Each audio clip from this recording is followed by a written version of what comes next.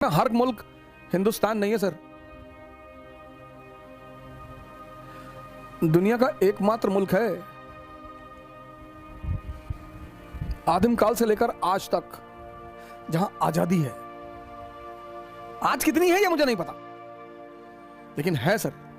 हमारे बहुत सारे भाई बंद हैं, राजनेता हैं, विद्वान हैं, कभी भी कमेंट कर देते हैं। एक हमारे मित्र हैं, उनको अगर आपने जय श्री राम कह दिया तो कहते हैं जय श्री राम रम, ओल्ड मॉक रम। वो सौभाग्यशाली हैं जो इस संस्कृति में पैदा हुए हैं।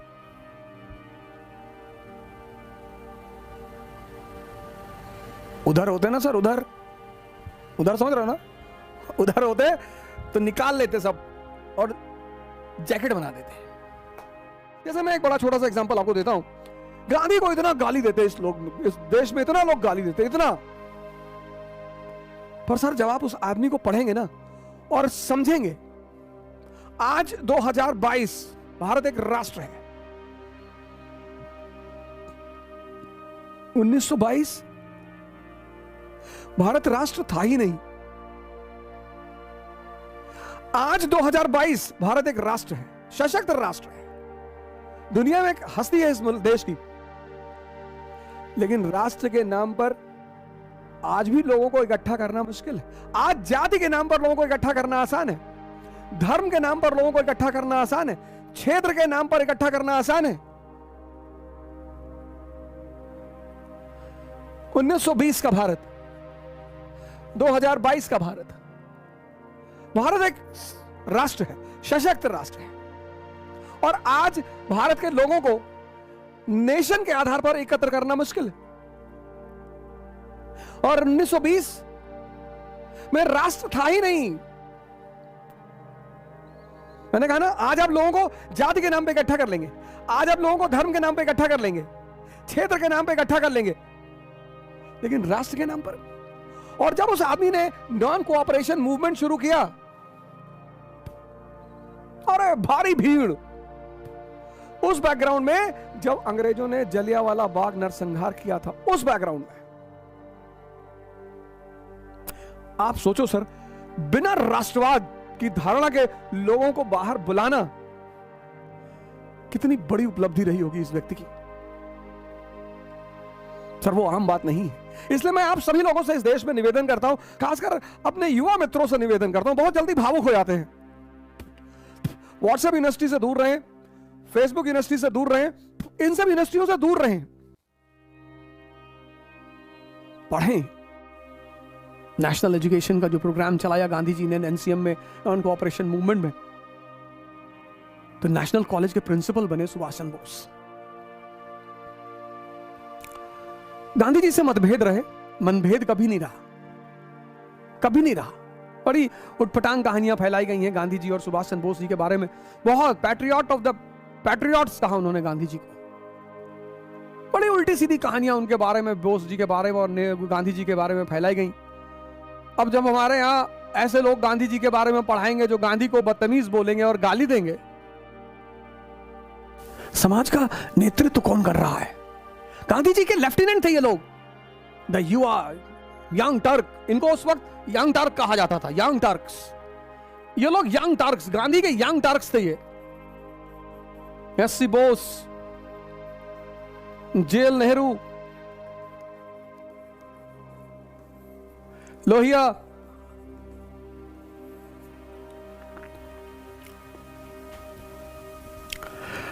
जयप्रकाश नारायण, ये सब गांधी के यंग टर्क्स थे। भगत सिंह, ये सब गांधी के दुश्मन नहीं थे। ये सब गांधी के दुश्मन नहीं थे, ये सब गांधी के यंग टर्क्स थे। टर्क्स लड़ाकू कौम है ना, तो यहां टर्क मतलब लड़ाकू। नाथूराम गोडसे को मारना ही था, जिन्ना को मार दिया होता। जिन्ना को मार देता, भगवान बन जाता कंट्री में, क्योंकि जिन्ना के बाद दूसरा कोई मुस्लिम लीडर उस मूवमेंट को चलाने वाला था ही नहीं।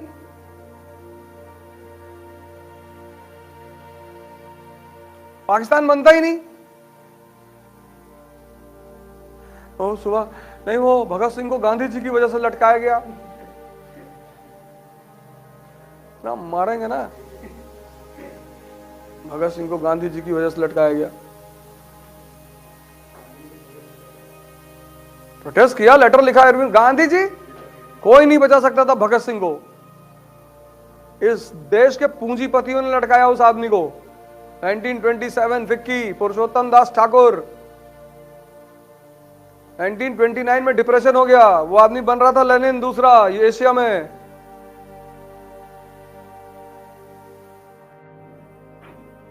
इस आदमी के पास कौन सी कंपनी है? इसका बेटा, अपने बेटे के लिए इस आदमी ने नहीं कहा। हरिलाल इसका बेटा था, हरिलाल इसका बेटा था।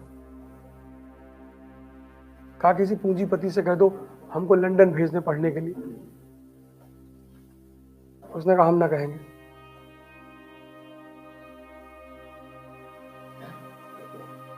कौन सी फैक्ट्री, कौन सा मकान है, क्या है इस आदमी के पास? इसको हिंदुस्तान में लोग गाली देते हैं, 80% लोग गाली देते हैं इस आदमी को।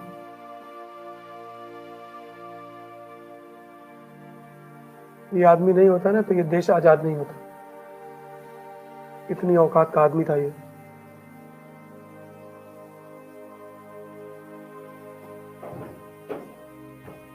अगर ये आदमी नहीं होता ना तो देश आजाद नहीं होता।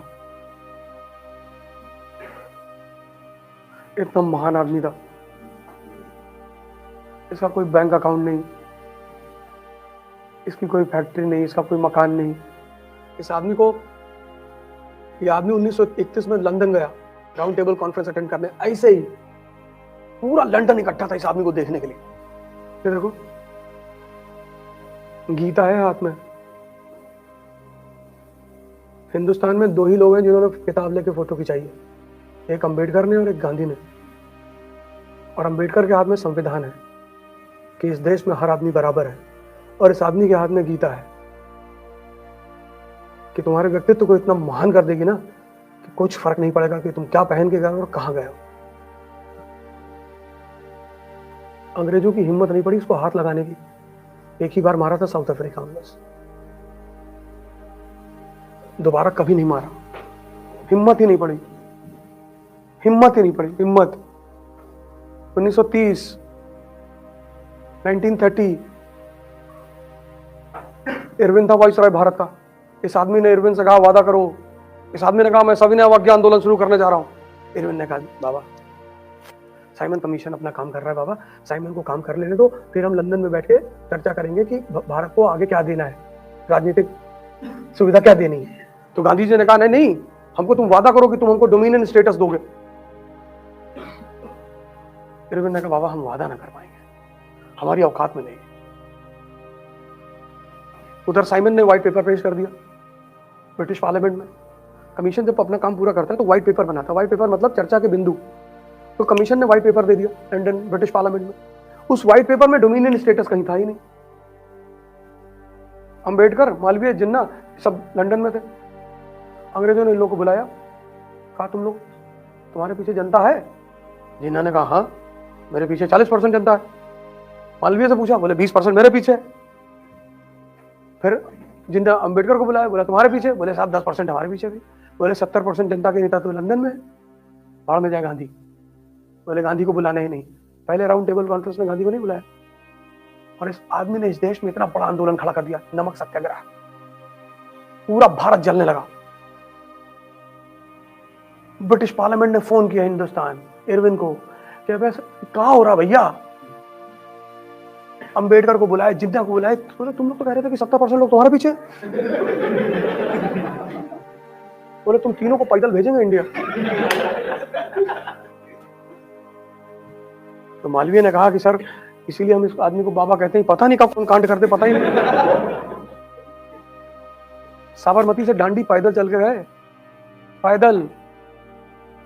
एक से एक जवान निकले कि हम भी चलेंगे। 2 किलोमीटर में बेहोश हो गए। पैदल चल के गया लाठी लेकर, लाठी। तब वो गाना बना कि दे दी हमें आजादी बिना खड़क बिना ढाल। किसी को गोली मारना बहुत आसान है, किसी का विरोध करना आसान नहीं है। गांधी ब्रिटिश साम्राज्य के सामने खड़े हुए कि तुम गलत कर रहे हो। हिंदुस्तान में लोग कहते हैं मजबूरी का नाम महात्मा गांधी, ताकत का नाम। किसी का विरोध करके देखो,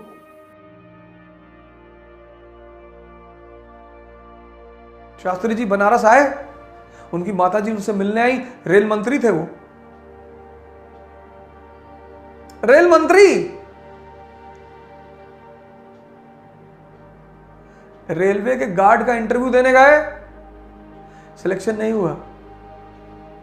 पैसा नहीं होता था कि नाव पर बैठकर नदी पार करके स्कूल चले जाएं। रेल मंत्री, भारत के प्रधानमंत्री बाद में, उनकी मां मिलने आई, कहीं बेटा तुम क्या करते हो?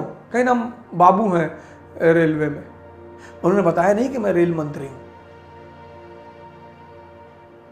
उनके अधिकारियों ने पूछा कि सर आपने बताया नहीं कि आप भारत के रेल मंत्री हैं? कहीं मेरी मां बहुत इनोसेंट है, इसको मैं बता देता, ये जाके लोगों को बताती, वो इसको काम सौंप देते और मैं कर नहीं पाता।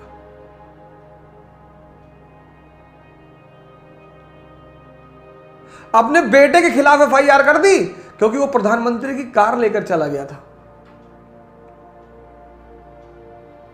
चीन गए, सदरी फटी हुई थी। प्रधानमंत्री, हमने इन चीजों को इज्जत देना ही छोड़ दिया।